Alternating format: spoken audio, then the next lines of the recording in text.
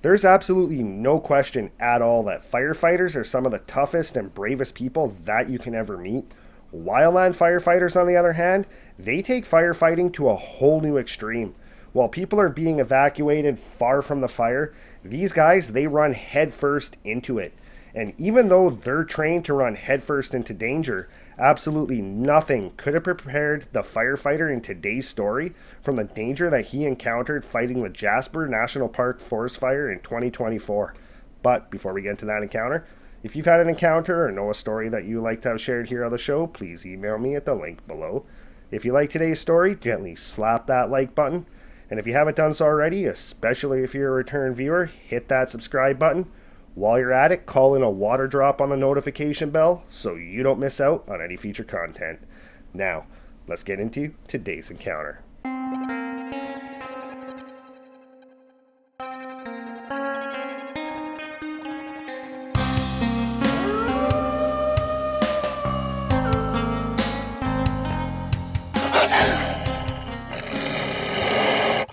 Growing up in the Okanagan Valley of British Columbia, Matt, from a very young age, developed a very strong love for the outdoors and a very strong respect for it as well.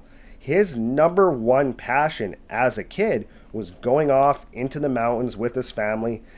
However, he did not get to spend nearly as much time up in the mountains as he would like because his father was a firefighter, and because he worked shift work, they were not able to go every weekend like a lot of families would. They kind of had to work their schedule around his father's work schedule. Now, his love for the outdoors was equaled by the respect and love he had for his father and his father's profession. So from a very young age, Matt knew what he wanted to do when he got older. And that was to become a firefighter, but not any firefighter, not your typical living in the city firefighter. He wanted to be a wildland firefighter and a search and rescue person. So all through his teenage years, Matt made a very conscious effort to try to learn as much as he could about wildfires, about different animals, about different plants, and he worked really hard to keep himself in shape. When he was about 20 years old, he finally was able to apply for wildland firefighting through the province of British Columbia. He did all of his wildland firefighter training as well as a whole bunch of search and rescue courses as well. Once he was completed all of his training, he finally became a full-time wildland firefighter. Over the next few years, he kind of hopped around British Columbia, Alberta, even over to the east coast of Canada and down to the States, fighting fires and going on search and rescue missions whenever somebody would be lost and they needed extra bodies to go help find them. He found very quickly doing this job that this job was incredibly physically tasking as well as mentally tasking as well. He would spend a lot of time away from home when he would go fight fires, and it also took a real emotional toll on him when he would go on search and rescue operations and they were not able to find whoever they were looking for. However, he did absolutely love this job, and he could not imagine himself doing anything but. And in 2024, Western Canada found itself in a fairly severe drought all through the spring and through the summer with very low rainfall, and Matt found himself almost daily looking at weather reports, looking at fire risk reports, just knowing that at some point a fairly severe fire was more than likely going to break out. And unfortunately, on Monday, July 22nd, late in the evening, there was a report of a fire caused by a lightning strike just north of the town of Jasper, Alberta in Jasper National Park. A few hours later at 10 o'clock at night, a second report came in from south of town of another fire. And Matt knew that very soon his team was more than likely going to get called out to Alberta to go fight this fire. Little did he know at the time, but this particular fire would prove to be the most challenging fire of his career. This fire would burn until September 7th and ultimately cover an area of over 80,000 acres, and it cost over $800 million worth of damage to the town of Jasper. A couple of weeks after the fire started, Matt and his team, they got the call to head out to Alberta to go fight this blaze. So him and his team, they loaded their trucks up with all of their gear, and they made the drive out to Jasper, where they had a command center set up just outside of the town. Once he arrived, him and his team, they got their orders that they were going to be heading up northeast of town to start cutting some fire lines. What this entailed for Matt and his team was to head up into the mountain, into the woods, pretty much just armed with hand tools and chainsaws, and their job was to start cutting trees to kind of make a gap in the trees so that the fire would have a harder time spreading to more of the forest. Him and his team, they worked doing these fire lines for a long time. It was a couple of weeks of constantly heading out into the bush, cutting down trees, scraping the ground, trying to stop this fire when it would get to that spot from hopping across and causing more damage. It was incredibly physically tasking for him and his team, and Matt found himself very quickly starting to get fatigued, not just from the long work hours and all the physical labor, but it was incredibly hard for him to breathe every time he went out into the woods because the smoke in the air was just so incredibly thick that he found almost every breath he would take, he could just feel it in his lungs. He could feel it burning. He found himself starting to cough a lot. But this was what he had trained to do, and this is what he loved. So every day, him and his team just pressed on, trying to save this town. One morning, Matt and his team, they got up, they got all their gear on, they headed outside to wait for the day's orders. When their captain came up and told them that their efforts were now going to be changing, and they were going to be focusing on a new area almost a kilometer away from where they had been working for several days before. So Matt and his team, they grabbed the rest of their gear, and they set off into the woods to this new spot. This new area where they were going to be focusing their efforts was located in an area that had a bit of a valley. It was more like a ravine, and they were going to be clearing a fire line at the top of this ravine in hopes that when the fire came, it would move down into this ravine, and as it would come back up, it would kind of just get cut off and it would have a harder time spreading. So him and his team, they made their way through the bush in the dark, through terrain that was completely new to them. So their travel was a lot slower this particular day than it had been for several days before when they were taking the same route into where they were firefighting before. When they arrived, the team, they kind of just took a couple of minutes just to observe the area in front of them and come up with the best plan on how to make this fire line. Matt, along with a few of the other guys, they grabbed chainsaws. The rest of the team, they grabbed the hand tools. And then Matt, along with the rest of the guys with chainsaws, they worked on falling trees. And the rest of the guys, they kind of cleared all the debris from the ground. And they did this all day. When they would have one little spot done, they would kind of shift over, focus on that spot, and they would just leapfrog like that all through the woods until they had this big, long, straight, clear cut at the top of that ravine. Now, Matt constantly found himself on the furthest most flank of this line.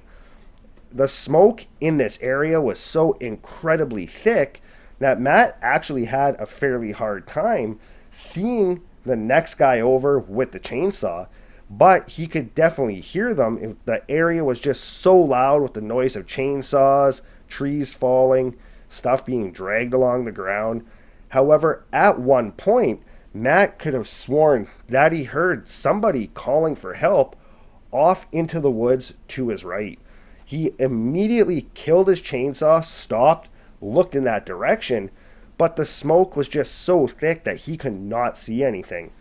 He stood there for a couple of seconds just listening to see if he could hear this noise again, and he did not hear anything. So he fired his chainsaw back up, continued cutting down the trees that he was working on, and the whole time in his head he just kept thinking about, is there a person needing help over in the woods over here?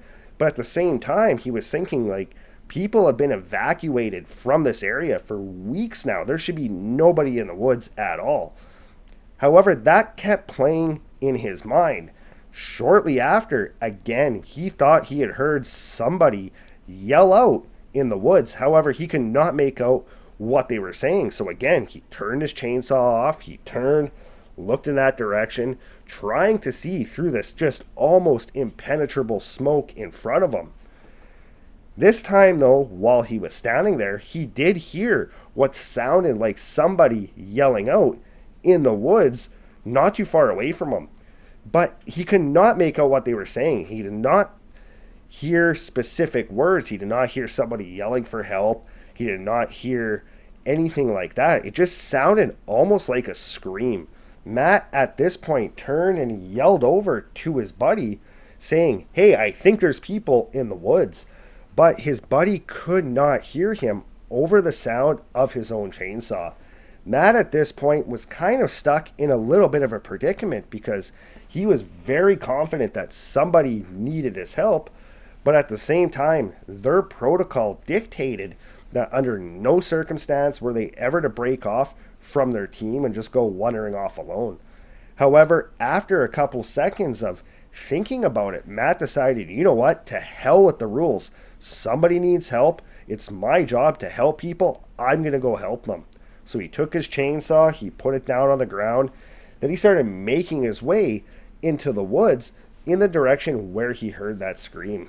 Matt very slowly, very cautiously made his way through the smoke, periodically calling out, "I'm a firefighter, do you need help?" expecting to hear whoever this was yell back to him. But every time he would yell, there was no response. However, periodically he would hear that same scream come from further into the woods, right along the top of that ravine. It sounded like it was fairly close to the top. It did not sound like it was coming down from the bottom. So Matt just kept pressing on right along the top of the ravine. After walking about another 100 yards, Matt came to a spot where the smoke was kind of coming up out of the ravine and then wafting with the wind over this little clearing that was about 5 yards by 15 yards wide. It was like almost like a rectangular clearing at the top of this ravine, and he was able to see a little bit better than he was able to see before. As Matt got to the edge of the clearing, he noticed that on the ground right up along the bush line, there was this dark shape lying on the ground right up by the trees. His first thought went to, this has to be whoever was calling out to me, and they've passed out from breathing in too much smoke. So Matt immediately started running towards them, yelling out, "Firefighter, I'm here to help." Once he got a little bit closer towards this shape on the ground, he was able to make out that this thing did in fact have a human shape to it, but he was not able to make out any of the details. He was still a little bit too far away. The smoke was still way too thick. But once he got right up to it, he immediately kind of stopped, looking down, just in absolute shock at what he's looking at on the ground in front of him, because what was there was definitely not a person. He's standing there looking down, and lying on the ground right in front of him was this human-shaped, hair-covered, that was completely singed creature lying on the ground. It was moving, and he could hear it breathing, and it sounded like it was in pain. And this thing was not overly massive. It was about the same size as him. It was only about 6 feet tall. But he's just looking at this thing, and the first thing that popped into his mind was Harry from Harry and the Hendersons. And in that moment, he knew what he was looking at on the ground had to have been a Sasquatch, had to have been a Bigfoot. So he's looking down at the ground, just in absolute disbelief of what he's looking at, and he was immediately kind of overtaken with just a sense of fear, not knowing how this thing is going to react, when all of a sudden he could hear something behind him, and as he slowly went to turn to go look at whatever was coming up behind him, he felt something hit him in the back, and he felt himself fall onto the ground right behind where that Sasquatch was lying. The impact, it completely knocked the wind right out of him, and he was having a hard time catching his breath. After a few seconds, he managed to catch his breath, and then he knew he had to turn around and see what had hit him. So very slowly, he kind of started to turn, when all of a sudden he felt this heavy pressure, this heavy weight right on his back that just prevented him from being able to turn. Matt at this point was absolutely horrified. He had no idea what was behind him, but at the same time, he did have a pretty good idea. After a few seconds, he felt that weight come off his back, and he was able to slowly turn. He made it about halfway, then his eyes went wide because standing right in front of him was this massive 8-foot tall Sasquatch looking down right at him. Matt completely froze, absolutely horrified in this moment.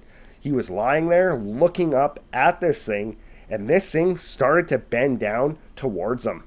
Matt at this point figured this was it. He was done for. So he closed his eyes and he just waited for what was to come.